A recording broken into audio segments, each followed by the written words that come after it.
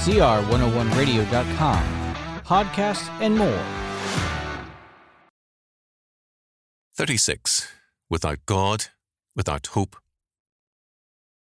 2 doctors in 2 different cities have told me of late how many of their patients are suicidal. They come in with no symptoms except an intense listlessness and melancholy, and after an examination shows nothing, questioning reveals that they feel they have nothing to live for. One doctor said that he saw more and more of this kind of patient nowadays whenever things grew worse economically or socially. This shouldn't surprise us.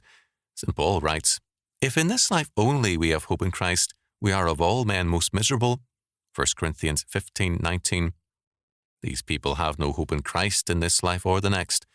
These are people having no hope and without God. Ephesians 2:12. Some of these people are very well off and very happy by some of our standards. They travel widely, live comfortably, have many interesting and notable friends, but they are still hopeless. Without God, nothing has any meaning for them. Their cynicism and hopelessness is like that of the late Lord Keynes, the moral degenerate and atheist whose economic theory governs most of the world, including the US. Asked about what his theories would do to the world's future, he answered cynically, "In the long run, we're all dead." The same despair will overwhelm men and nations everywhere unless they can say with St. Paul, "For to me, to live is Christ." Philippians 1:21. Then he adds, "And to die is gain." St. Paul couldn't despair or feel hopeless about life or death, because in Christ all things have a glorious meaning.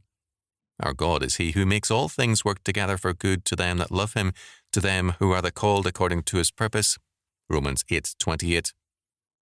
Thus, if we are hopeless and despairing, it's because we choose to be so, because we prefer to be our own God and without hope than to acknowledge the living God and live in faith and hope.